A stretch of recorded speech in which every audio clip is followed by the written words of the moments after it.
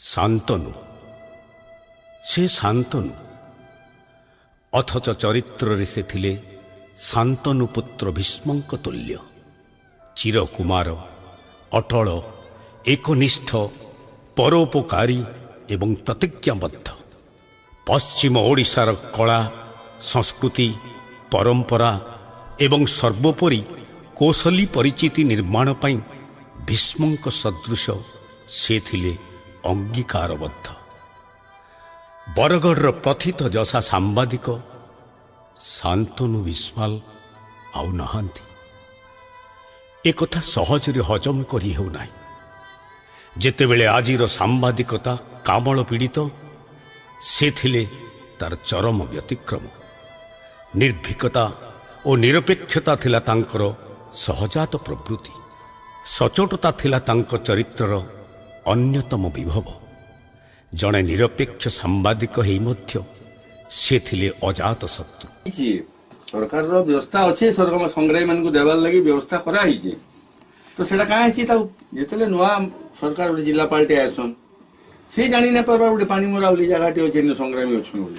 ପଶ୍ଚିମାଞ୍ଚଳର ଲୋକକଳା, ଲୁକ୍କାୟିତ ପର୍ଯ୍ୟଟନସ୍ଥଳୀ, ଲୁପ୍ତପ୍ରାୟ ପରମ୍ପରା ଓ କଳା ସଂସ୍କୃତିର ଉତ୍ଥାନ ପାଇଁ ସେ ଭୀଷ୍ମ ତୁଲ୍ୟ ପ୍ରତିଜ୍ଞାବଦ୍ଧ ଥିଲେ। ଯେମିତି ସେ ଥିଲେ Indian express, Aaj Tak, Doordarshan, Akashvani, EPA weekly ଆଦି ରାଷ୍ଟ୍ରୀୟ ଗଣମାଧ୍ୟମର ନିର୍ଭରଯୋଗ୍ୟ ପ୍ରତିନିଧି।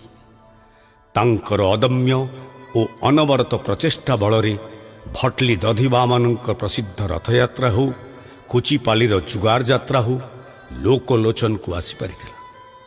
ବରଗଡ଼ ଧନୁଯାତ୍ରାକୁ ବିଶ୍ୱସ୍ତରୀୟ କରିବାରେ ତାଙ୍କର ଅତୁଳନୀୟ ଅବଦାନ ଅନସ୍ୱୀକାର୍ଯ୍ୟ। କେଉଁ ଅଖ୍ୟାତ ପଲ୍ଲୀରେ ଜଣେ ଢୋଲିଆ ଅଛି ଯେ କି ଶାସ୍ତ୍ରସମ୍ମତ ଭାବେ ଢୋଲ ବଜାଇ ପାରେ, କେଉଁ ମହୁରିଆର ମହୁରି ବାଦନ ବିଭୋର କରେ, ଆପଣ ତଥ୍ୟ ପାଇଯିବେ ଶାନ୍ତନୁ ଦାଙ୍କ ପାଖରୁ। ଧୋନକେଲ ବାଦ୍ୟ ବିଷୟରେ କେତେଜଣ ଆପଣ ଜାଣିଛନ୍ତି?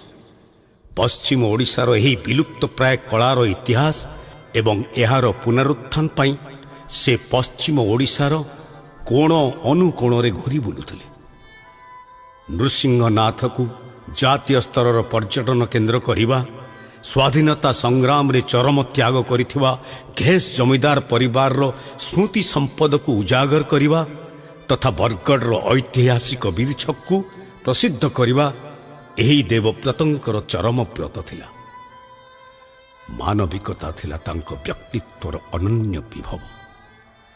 ଜଣେ ସ୍ନେହୀ ଓ ଦରଦୀ ମଣିଷ ହିସାବରେ ତାଙ୍କୁ ବରଗଡ଼ର ଗୋଡ଼ି ମାଟି ଚିହ୍ନିଥିଲେ। ଅନ୍ୟାୟ ଓ ଶୋଷଣ ବିରୁଦ୍ଧରେ ସେ ଥିଲେ ଚିରସଂଗ୍ରାମୀ। ମଧୁମେହ, ଉଚ୍ଚ ରକ୍ତଚାପ, ବରଗଡ଼ ଗଣମାଧ୍ୟମର ଏହି ଭୀଷ୍ମ ପିତାମହଙ୍କ ସରଶଯ୍ୟା ଗସ୍ତ କରିଥିଲେ ମଧ୍ୟ ତାଙ୍କର ଇଚ୍ଛା ଶକ୍ତିକୁ ନମନୀୟ କରିପାରିନଥିଲେ। ରୋଗଗ୍ରସ୍ତ ଥାଇ ମଧ୍ୟ ସେ ଥିଲେ ଅଦମ୍ୟ ଓ ଅପରାଜୟ। ଆଉ ଚା ଖଟିମାନଙ୍କରେ ଶାନ୍ତନୁ ଦାଦାଙ୍କ ହସ ହସ ମୁହଁ ଦେଖାଯିବ ନାହିଁ କି ତାଙ୍କର ସ୍ନେହ ଭରା ଦୁଇପଦ କଥା ଶୁଣାଯିବ ନାହିଁ। ହେ ବରଣ୍ୟ, ତମେ ଚିର ନମସ୍ୟ, ଚିର ସ୍ମରଣୀୟ ଏବଂ ଚିରଞ୍ଜୀବୀ। ସଂସ୍କାର ଭାରତୀ ବରଗଡ଼ ଆପଣଙ୍କ ଅମର ଆତ୍ମା ପ୍ରତି ଗଭୀର ଶ୍ରଦ୍ଧାଞ୍ଜଳି।